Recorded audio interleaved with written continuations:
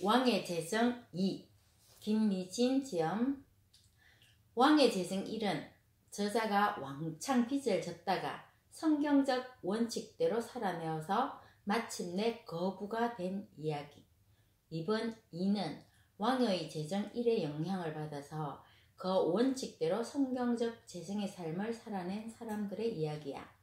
서문에서 말하길 지금 대한민국 교회는 부흥할 것인가, 이대로 주저앉을 것인가, 하나님의 역사에 쓰임 받을 것인가, 무력할 것인가 중요한 기로에 놓여 있다고 해.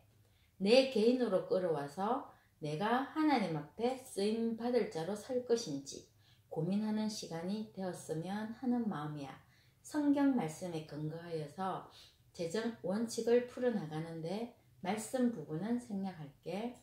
단순히 부자와 가난한 자가 아니라 하나님 나라에 속한 가난한 자와 부자, 세상에 속한 가난한 자와 부자가 있다는 것이야.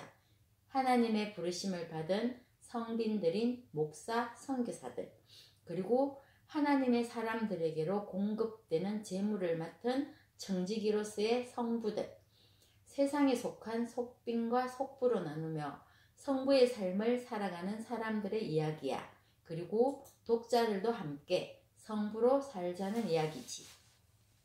제1부는 하나님의 초자연적 공급하심을 경험하라는 것인데, 이때 초자연적인 부의 이동은 하늘에서 뚝 떨어지는 재물이 아니라 내 한계를 넘어서는 공급이라고 하네. 주께서 이방 나라에 재물을 보내주시고 흑암 중에 보화를 움직이시며 은밀한 곳에 숨은 재물을 움직이신다는 것이야. 사업을 통해서 또는 관계를 통해서. 짧은 만남이었지만 이는 주님의 시간표 안에 있었다. 사업의 성공은 정직한 제품을 만드는 것이었다 라고 말하네. 2부는 정말 부자가 되고 싶은가 하는 것이야. 현재 상황을 바꾸려면 당신의 사고와 행동이 바뀌어야 한다는 것. 오직 실천만이 가정과 기업의 가계부 적자가 사라지고 통장의 잔고가 쌓일 수 있다는 것. 곧 말씀대로 살아내라는 것이야. 잠언 6장에서 1절에서 6절까지를 읽으면 빚진 자는 마치 사냥꾼의 손에 걸려든 노루와 새의 신세라는 것이야. 5 더하기 2는 7이라는 것, 세상의 수학 공식이고 하나님의 수학 공식은 5 더하기 2는 5,000 플러스 12라는 것이야. 물고기 2마리와 보리떡 5개는 하나님의 손에서 5,000명이 먹고 12강주리가 남는다는 것이야. 곧 믿음이란 내 한계를 뛰어넘는 곳으로 믿음으로 주님의 능력을 경험하는 것이지. 믿음이란 내 소원을 이루는 것이 아니라 하나님의 언약과 약속을 믿고 내가 할 일에 순종하며 말씀하신 그분이 이루심을 전적으로 신뢰하는 것이라고 해. 주님이 주신 빚 갚는 전략은 스스로 구원하며 부지런하며 최선의 일을 다하는 것. 아무것도 하지 않으면 하나님의 능력을 경험하지 못하지만 내가 최선의 일을 한다면 하나님의 이력과 곱하여져서 이력의 결과를 가져온다고 해. 경제 영역 안에는 하나님과 만몬 둘뿐이라고 하네. 빚은 만몬에게 잡혀있는 것이기 때문에 목숨을 걸고 탈출해야 한다는 것이야. 그래서 주인 바꾸기, 곧 빚갚기 프로젝트의 시행 원칙이 있어. 오늘부터 더 이상 빚내지 않는다. 그래서 카드 없애기가 우선이야. 오늘부터 1만 원이라도 원금을 갚는다. 이 물건이 내게 꼭 필요한가 3번 질문하고 구입한다는 것이야. 그리고 하나 더, 나는 하나님의 공급 장소와 공급 방법 안에 있는가라는 것이지. 엘리야에게 까마귀를 통해 공급해 주시며 그릿 시내가로 가라고 하신 하나님께서 다시 사르밧 가부에게로 가라 하신 것처럼 나를 향한 하나님의 공급 방법과 공급 장소가 있다는 것이야. 내게 음식을 물어다 주는 까마귀를 보지 말고 까마귀를 보내주시는 하나님을 바라볼 수 있어야 한다는 것이야. 하나님은 경제 영역 안에서도 주인이시고 공급자 되시며 다스리시는 분임을 알라는 것이야.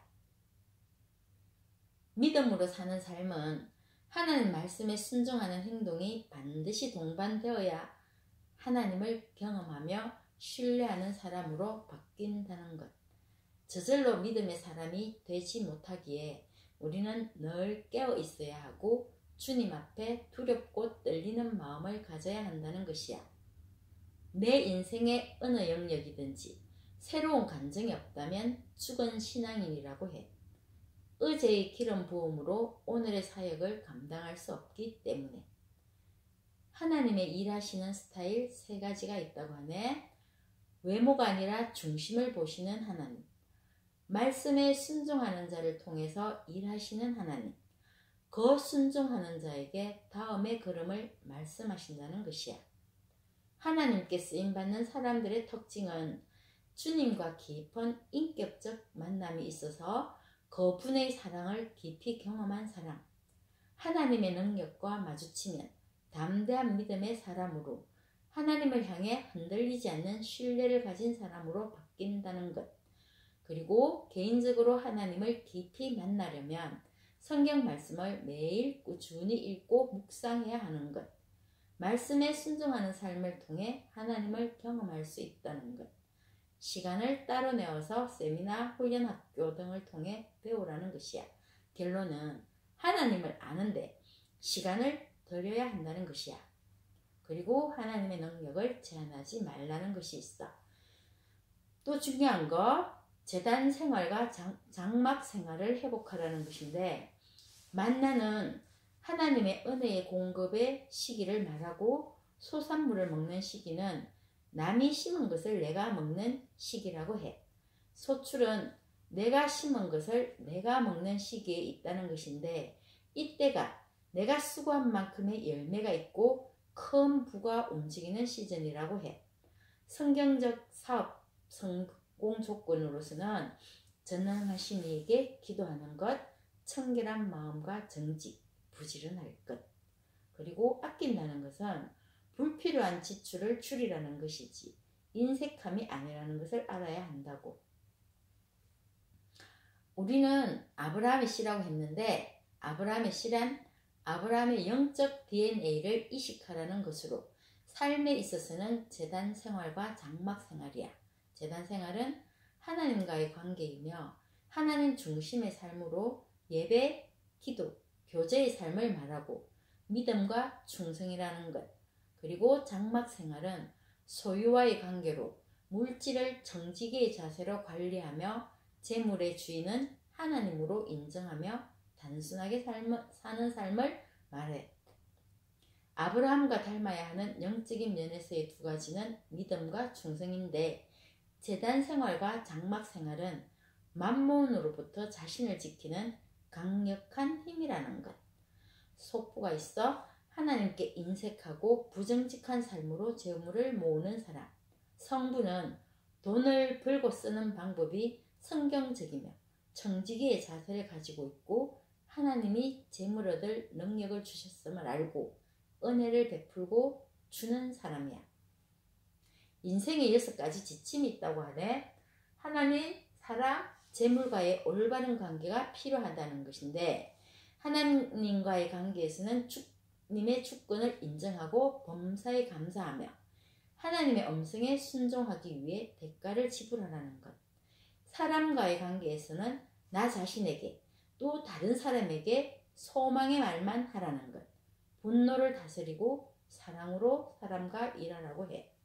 재물과의 관계에서는 물건을 구입할 때 나에게 꼭 필요한가 3번 질문하고서 결정하라는 것이고, 집에 물건이 쌓이면 즉시 나누는 삶을 살아라는 것이야.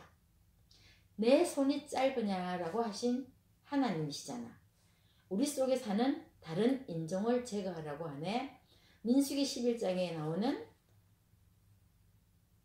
예를 들어서 말씀하는데, 지금은 고기를 구할 때가 아니라 훈련받을 때라는 것, 하나님의 비전을 마음에 담을 때라는 것, 지경을 넓힌 후에는 고기를 마음껏 먹을 수 있으니까. 다른 인종이란 다른 사람이 아니고 우리 속에 있는 탐심, 욕심, 불평, 불만, 비교의식, 교만, 불신앙이라고 해. 시선의 차이를 예를 들어서 말하는데 롯의 시선이 있어. 여호와의 동산 같고 애굽 땅 같은 소돔이지만 하나님의 시선에서는 소돔 사람은 악하며 큰 죄인이라는 것이야. 그래서 롯의 결론은 소돔 땅은 나에게 안전과 풍요를 줄 것이라고 했지만 하나님의 결론은 그 땅을 불과 유황으로 멸할 땅이라고 하셨지. 하늘 은행이 있다고 해. 30배, 60배, 100배의 결실을 가져올 좋은 땅이야. 가난한 자를 돌아보며 흩어 나누어 준다는 것인데 씨 뿌리기와 같다고 해. 씨의 특징은 먹는 것이 아니라 심는 것임을 기억해야겠지. 그리고 11조가 있어. 그리고 광야는 내가 주님을 얼마나 사랑하는가를 증명하는 것으로 광야의 특징을 사막과 구덩이 땅, 생명이 위협이 있는 곳, 불안과 두려움의 땅, 건조하고 사망의 그늘진 땅, 물도 없고 식당도 없다. 모든 게 궁핍하다. 길도 없다. 혼란과 외로움, 사람이 다니지 않는다. 내가 지금 광야에 있는지 확인해 봐야겠지. 하나님이 신방 오시게 하라는데 우리의 간절한 부르짖음은 하나님께서 보고 듣고 알고 찾아오신다는 것. 하나님의 일하시는 방법, 왕벌을 보내리라 하셨지. 내가 번성하여 그 땅을 기업으로 얻을 때까지 조금씩. 그리고 하나님이 주시는 재물의 특징, 쉽게 얻은 재물은 경계하라는 것이야. 주님이 주시는 재물을 얻으려면 부지런하고 땀을 흘려야 한다고. 뇌물을 경계해야 하는데 주지도 받지도 말라고 해. 하늘의 재물을 움직이는 경제 키워드는 정직, 부지런함, 청결한 마음, 전능자에게 간구하는 것이야. 그리고 자족하는 삶. 자족하는 삶은 우리를 영적으로, 물질적으로 크게 부유하게 만들며 자족하는 삶은 나누는 삶, 후하게 베푸는 삶에서 출발한다는 것. 돈을 사랑하지 않으며 있는 게 족한 줄 알며 내 안정감을 오직 주님께 두는 삶이야. 섬기는 삶이라고 빚내어서 남을 섬기는 것은 절대 아니라는 것을 명심해. 하나님은 없는 것을 받지 않으신다고 하셨어. 내가 가진 것에서 서로 돌아보고 섬기며 나누는 삶이야. 악인의 특징은 꾸고 갚지 않는 것이고 사랑의 빚 외에는 절대 빚지지 말라는 것 명심해. 하나님의 나라와 세상의 나라에 대해서 믿는 자에게 삶의 중간지대는 없다는 것.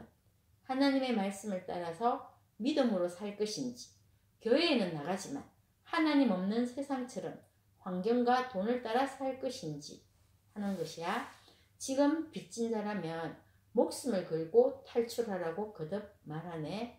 없다면 정말 감사함으로 성경적 재정원칙을 세워서 하나님 나라의 부자로 세워지길 훈련해야 하겠지. 바라기는 우리 모두가 지금 여기에서부터 성부로서의 삶이 시작되기를, 하나님 나라의 청지기로서 세워지기를 기도해. 안녕.